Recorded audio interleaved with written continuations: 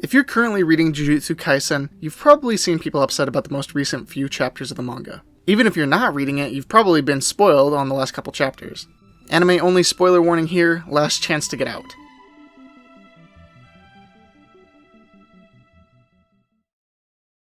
Gojo and Sukuna's fight was an incredible set of chapters, but rightfully so, everyone was concerned about how it would end. Most figured it would end in Gojo's death, as the narrative would basically end if he were able to defeat Sukuna, given that he could easily then kill Kenjaku and stop any plans going forward. Tensions were high after chapter 235, when Gojo made a series of intricate plays and clever uses of his power and landed a nearly fatal blow on Sukuna. The end of the chapter even has the supporting cast and kind of sort of the narrator declaring Gojo the winner. Jujutsu Kaisen chapter 236 is probably the single worst chapter in the entire series, and actively ruins many characters and plot points. The following few chapters are pretty similar in quality, so I'd like to take the time to talk about what I think they do wrong. 236 begins with Gojo being teleported into a metaphorical airport that represents the afterlife in some way, confirming that he has died in the fight against Sukuna. This is insanely jarring to read and upset a lot of people. Exactly one page prior to this in the previous chapter we had thought Gojo had basically won the fight, and then bam, next page he's dead, and with us not seeing how it happens at all. Narratively, this is very unsatisfying and confuses the audience with the lack of linearity at a moment where we're all on the edge of our seats. Reading the chapters weekly, there was actually a week break between these two as well, which added to the tension and confusion. To defend this choice a little bit, Jujutsu Kaisen is a shonen manga with a heavy horror tinge, being deeply inspired by Western horror films. Jujutsu Kaisen has tons of moments of dramatic irony and unsatisfyingly tragic deaths, taking from the stylistic elements of horror media, which is arguably one of its strengths. Many of the character deaths happen this way, and while it's been criticized a lot as such, I think many of the fans of the series, including myself, would argue that it adds to the tone and storytelling more than it takes away. While you don't always have the linear and satisfying arcs of very complete characters, you get a gritty, realistic feeling battle manga with characters who feel true to life and grounded, yet vulnerable. It almost feels as if no one is truly safe, but also it adds to the realism. Like many characters, including Gojo, point out, it doesn't matter where you are in your life because when you die, it's the end. Death doesn't wait for you to mature as a person and complete your character arc in real life. There's a tension that comes from not knowing how much time you have left, and it adds to the characters. Nanami works very well due to this, as he has to weigh his options and how he values his life. He has to choose between a safe and nearly guaranteed long life that is ultimately meaningless and in service of nothing good, compared to the short and borderline random lifespan of a sorcerer who will one day die horribly, but while making a difference and contributing something to their peers. Ultimately, he chooses the latter, but this is a character arc you can only get by having a real and abrupt sense of death in the series. When he dies in the middle of the Shibuya incident, it hurts that much more because we know he chose to live like this, but also it really does end his character arc. There will really never be more to Nanami, making this loss feel more tangible and painful despite him coming to terms with it. If we're being charitable, we can apply this reading to Gojo's death in 236. It's an abrupt twist and we see his arc be cut off finally. It's a dramatic and painful moment meant to be a horror-twinged gut punch to the reader. However, even as someone who fundamentally enjoys this approach and how the series uses it, I don't like this execution here. First off, the lack of flow between 235 and 236 is a big issue. Upon starting 236, we are confused and it takes a few panels before we piece together what happened. This confusion hurts the tone of the chapter, as rather than any big moment of emotion at this revelation, the audience is more so just unsure what's happening. Consider that Gege's author notes for the chapter were joking about it feeling as if they forgot to write a chapter, and a lot of people took that as face value, thinking that it was serious. Obviously, if you think about it, that's clearly not what happened, and Gege was joking here, but the fact that I saw a lot of people taking this joke seriously should cue us into how confusing and disjointed this chapter is, maybe. That is not a good thing. Once we do understand, that emotional impact is kind of gone. I logically understand that Gojo is dead now, but I'm not really sure what happened or why. It doesn't really sink in properly, and it's hard to take in the story that way, leading to the chapter just kind of feeling empty more than anything else. Playing off this, the next couple pages are largely Gojo emotionally reconciling with Geto, Nanami, and Haibara. Because of the poor handling of the tone in the early parts, most of this fell completely flat for me. It's mostly them talking about how they don't really have much in the way of regrets for how they died. I'd like to talk specifically about Gojo's character in these moments though. Gojo talks about feeling isolated to some degree and relating to Sukuna because of it, as he's always felt there's a gulf between himself and others due to his huge difference in power, as they'd never fully be able to understand him. Nanami and Haibara chastise Gojo a bit after this, saying, "You never cared about keeping sorcery going or protecting people. You were just in it for self-satisfaction." I don't know how to say this otherwise, so I'll just be blunt. This is fucking stupid and a gross misunderstanding of Gojo. We've seen Gojo throughout the story be extremely compassionate to his students and go far and above the call of duty to help them grow and learn as people and sorcerers. He's personally made a bunch of risky decisions specifically to save the lives of his students and others. Remember when he stopped himself from going all out in Shibuya specifically to save the lives of a bunch of people he never met and it got him captured by the prison gate? Oh, but Gojo doesn't care about protecting other people.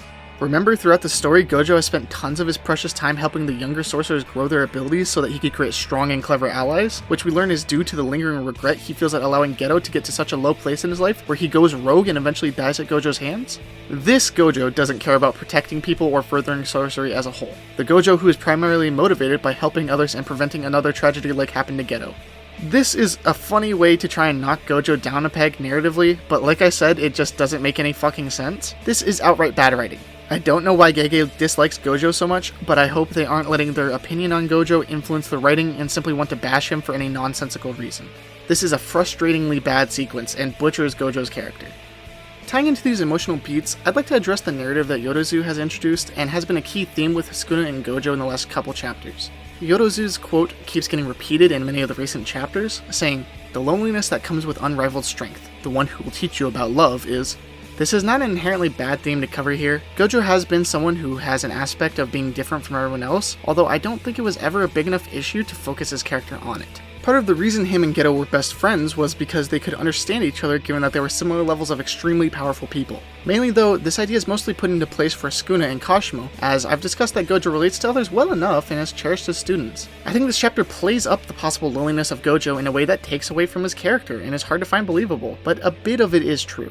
Gojo talks about wanting to reach Sukuna, which is hard to find especially meaningful without Sukuna's input on it. Again, this idea is largely for Sukuna and Kashimo's development. Kashimo and Sukuna have a conversation as Kashimo dies about how the battles Kashimo fought were people expressing their love for him and simply for being strong, and that responding to their challenges was expressing love back in their own way. This fighting and connection is love on its own and is plenty expressive, Sukuna says. This is a very good point and I like it, pointing out that Kashimo wasn't truly struggling for interaction like he says, but simply wanted more of it and better interaction through fights. The next lines are where things get dumb. Sukuna says that, despite understanding it like this, love is stupid and pointless. He doesn't need anyone else to fulfill him and lives how he wants. Basically, through this and his prior lines about Yodozu, he reiterates that he understands and receives love, but simply finds it pointless because life is plenty fun and interesting already. I do not like this at all. This is removing what could be a neat nuance to the character and some actual conflict within Sukuna, because he's arbitrarily decided it's pointless. How can he be fulfilled when Gojo and Kashimo within their own times were unfulfilled to some degree? Well, not Gojo, because really he lives to help people and prevent another Geto situation, but you get the idea. What makes life so interesting for Sukuna? Well, killing and eating people is always super interesting and never gets boring for him. Ever. Not once. It's always different and fun. I'm sorry, but I do not buy that. It makes no sense that you wouldn't get sick of it after 1,000 years and clearly would get bored. I cannot believe that it's actually so fun to the degree that it completely breaks my suspension of disbelief to think so. Being Sukuna and living unchallenged would be boring on some level. If it didn't, then waiting all these years as a cursed object like Kashimo says would be weird and unnecessary, since he's happy with what he has. Clearly he wants something more, but the narrative and Sukuna himself are quick to shut down that idea. Really, this questioning from Kashimo should amount to some discontent and internal struggle in Sukuna. You could read him brushing off Kashimo asking why he turned into a cursed object as Sukuna putting off the question and not having a good answer for it. We also keep seeing Yodozu's quote about love a ton, which could possibly be it flashing through Sukuna's mind repeatedly and being stuck in his thoughts. There's a possibility that this characterization towards Sukuna becoming unsure of himself and questioning why he lives and if he's seeking more, but he shuts it down so quickly and with so much confidence that it probably isn't even true. Sukuna says that killing is enough for him, and really the series supports that idea. Sukuna has had so much fun and excitement wreaking havoc and killing people that it's clear to us that he won't ever have his fill. Rather than a real narrative, Sukuna is instead reduced to cartoon villain status of wanting to do bad things because it's fun forever and he doesn't care about anything else. I see what Gege is going for here, but it doesn't work, and this time spent on love feels like a waste instead. We get a decent payoff with Kashimo that doesn't really amount to much considering he has like 4 lines of backstory, and we butcher Gojo's character to try and shill in more of this theme and tie it into Sukuna. And for what? This moment that doesn't really mean anything or resonate with anyone? Great writing, really making me care about the ideas or the characters. The final big thing that's annoyed people is the lengths this chapter and the following few go to blowing smoke up Sukuna's ass. This doesn't annoy me quite as much as it has other people, but it is still pretty dumb. One of the first things Gojo says in chapter 236 is how Sukuna is insanely strong and was actually holding back on him even, which is some bullshit. Part of the reason this and other comments gassing up Sukuna don't annoy me too much is because for characters like Gojo, Kashimo, and Sukuna, they are prideful and love to fight, therefore complimenting other strong people is in their nature when they get a truly good fight.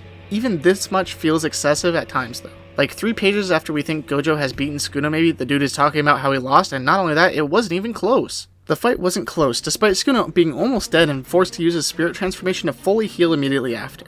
The idea is that since he didn't transform, he didn't go all out, but as many people have discussed, Heian era Sukuna is probably a significantly worse matchup against Gojo than the Megumi form is. Sukuna specifically steals his body in order to find a way to defeat Gojo's infinity, and even then it's extremely close and he nearly loses in the process. This comment from Gojo just feels like complete bullshit, let alone the part where he says he thinks it would have been close even without 10 shadows. Like, what? In what world?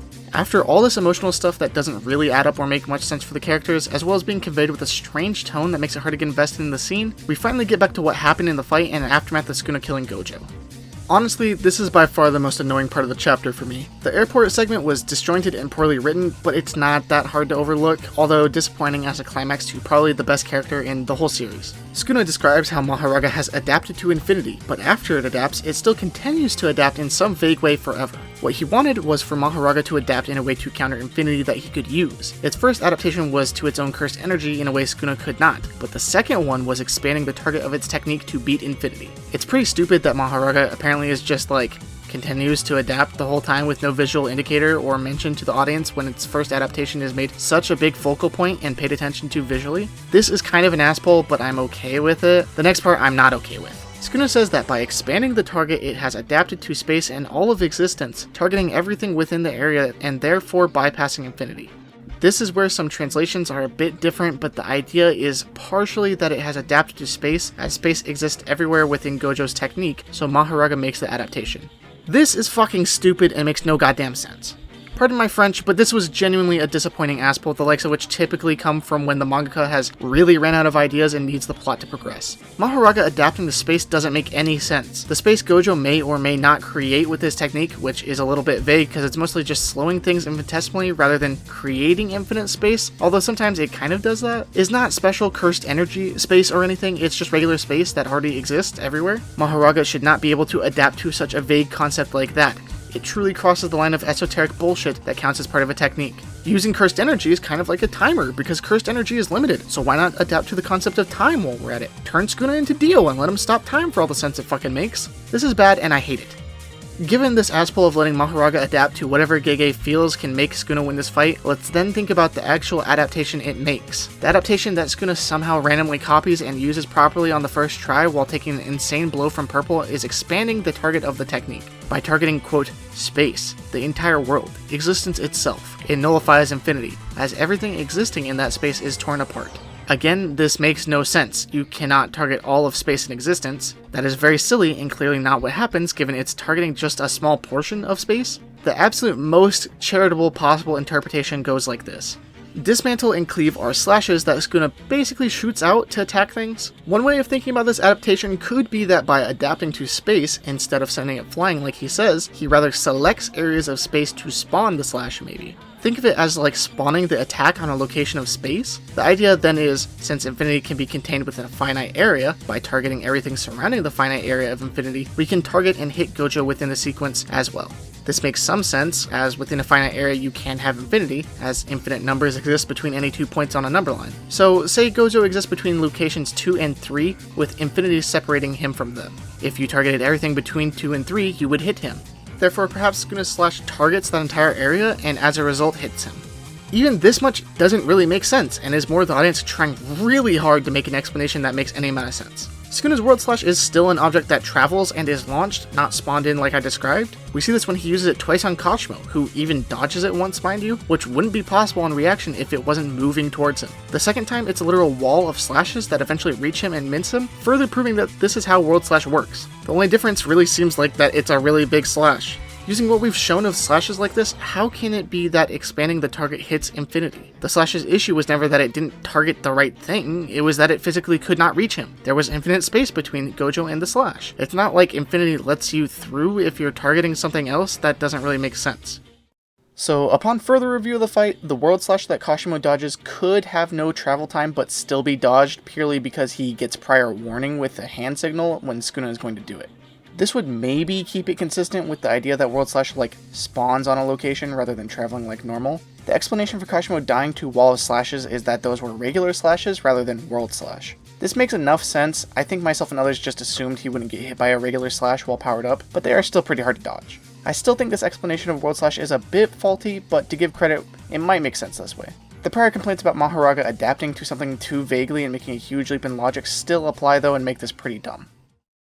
Really, this explanation is just an ass-pull way for the author to make Sukuna win the fight, as it has to happen this way or else the story is just over and Gojo kills Kenjaku and saves the day. Again, while I'm a little salty that Gojo died, as most people were, I fully expected it to happen in this chapter and would have been happy if it was executed very well. I understand that it had to happen for the plot, so it wasn't that big of a deal to me. But seeing it like this completely ruins it further and loses that goodwill I was willing to give the chapter. It's frustrating to see Gojo talk about how he got trounced so hard and that Sukuna wasn't even really trying all that much, yet by all accounts and understanding of the theory of curse techniques and the power system the series has set up, it really seems like Gojo should have just won. What Gege should have done is simply introduce a new thing that Sukuna can do in this moment to barely win. We know he has the fire arrow thing and likely another curse technique of sorts, so him pulling something else out, while kind of unsatisfying and slightly ass-pully, would make sense to some degree. It's a hidden variable that Gojo couldn't account for. Oh well. Instead, Gege decides they don't want to reveal anything, and instead makes a fake reason through Moonman logic that makes Sukuna win, all the while slurping him off about how cool and strong and awesome Sukuna is for winning in a way that makes no sense and is complete bullshit. I'm sorry, but this is a new low for the series and a horrible way to end one of the best fights I've seen in shonen manga, as well as one of the best characters. One chapter of over-the-top badness has ruined a nearly 15-chapter-long fight and years of character growth and power systems.